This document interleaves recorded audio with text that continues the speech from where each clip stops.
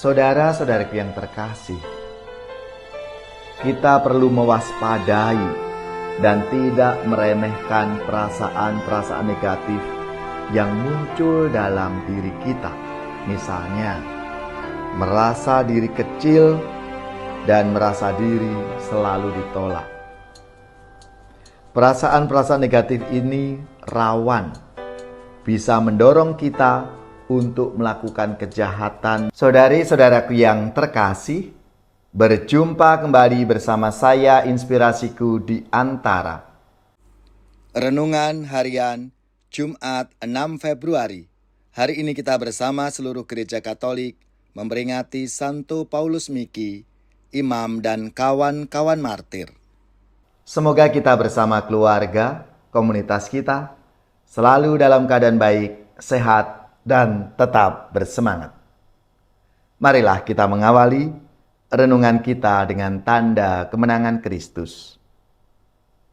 Dalam nama Bapa dan Putra dan Roh Kudus. Amin.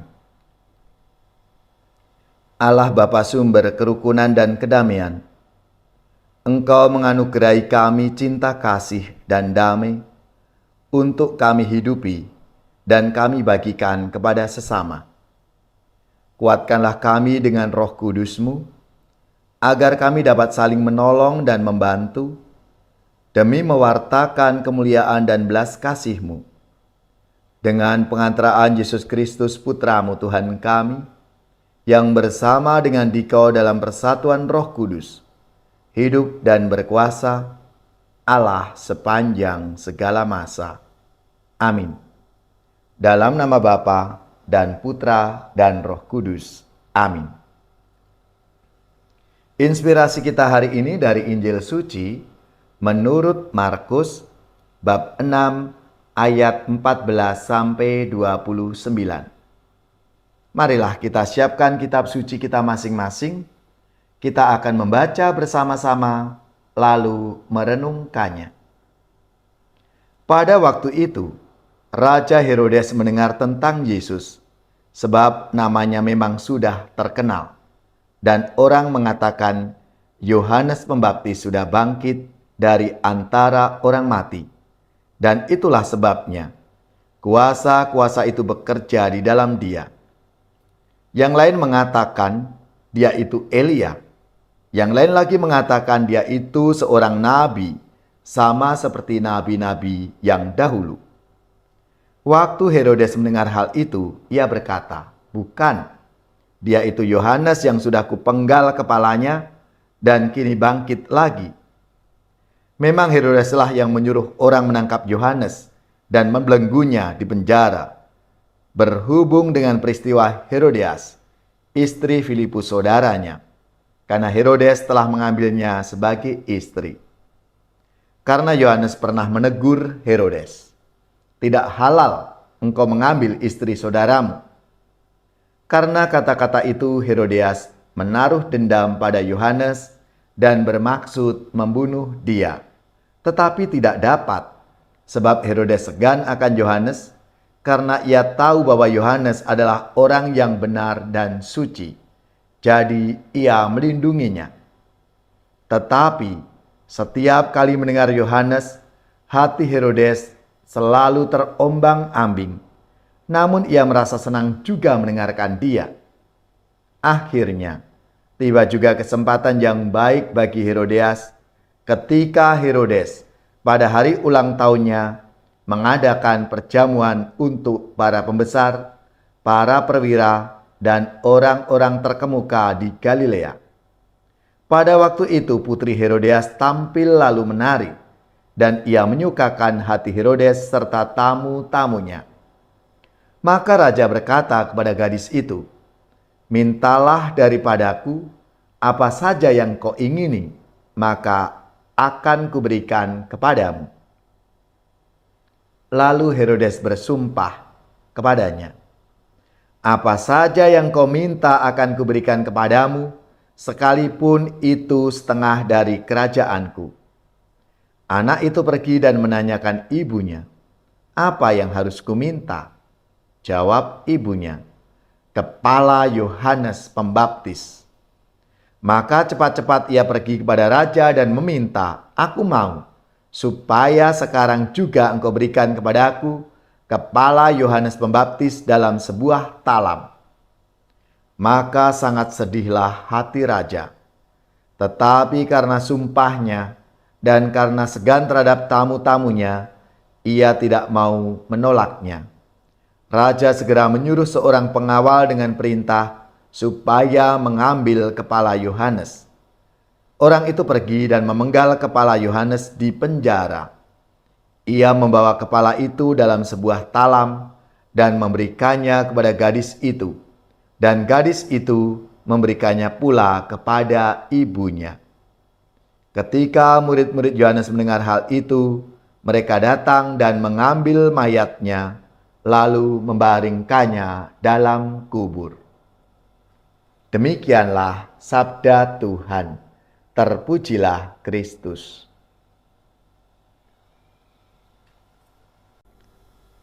Saudari-saudaraku yang terkasih, dalam sabda Tuhan hari ini kita tahu bagaimana sikap, karakter Herodias dan Herodes. Herodias menyimpan benci dan dendam, sedangkan Herodes menjaga gengsi, gila kehormatan dan kekuasaan, serta ia tidak tegas.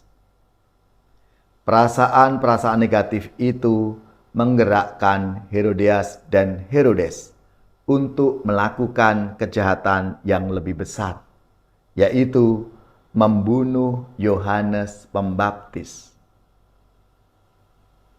Sedangkan Yesus adalah pribadi dengan perasaan-perasaan positif, sehingga ia dijauhkan dari bujukan-bujukan setan dan siap melakukan kehendak Allah. Saudara-saudariku yang terkasih, kita perlu mewaspadai dan tidak meremehkan perasaan-perasaan negatif yang muncul dalam diri kita. Misalnya, merasa diri kecil dan merasa diri selalu ditolak. Perasaan-perasaan negatif ini rawan, bisa mendorong kita untuk melakukan kejahatan yang lebih besar kepada sesama kita.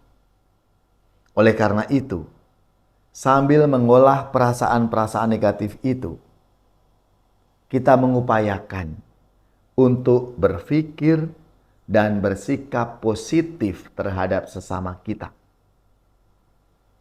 Kita diajak untuk selalu melihat orang lain itu sungguh-sungguh gambaran Tuhan sendiri. Maka kalau kita sungguh melihat itu adalah Allah sendiri yang hadir dalam diri sesama kita, maka sikap kita pun akan lebih baik dan positif. Kita dijauhkan dari sikap-sikap negatif itu. Maka marilah, saudari-saudaraku yang terkasih, melalui sabda Tuhan hari ini, kita semua dipanggil untuk menjadi saluran rahmat dan berkat Tuhan untuk sesama kita dalam hidup kita setiap hari. Bapa yang Maha Sempurna, jadikanlah kami peka akan hadirnya perasaan-perasaan negatif dan bantulah kami untuk mengolahnya, serta janganlah biarkan kami dikendalikan oleh perasaan negatif itu dalam mengambil keputusan-keputusan. Tetapi tumbuhkanlah dan kobarkanlah selalu sikap positif dalam diri kami.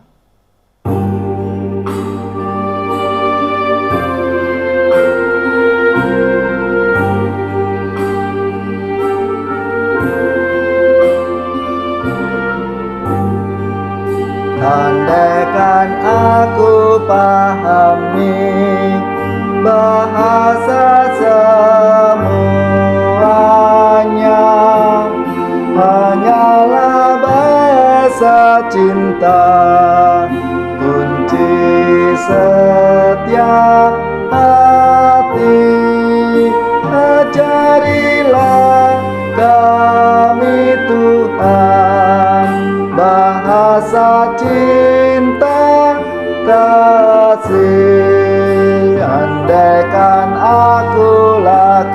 Tuhan yang luhur dan mulia.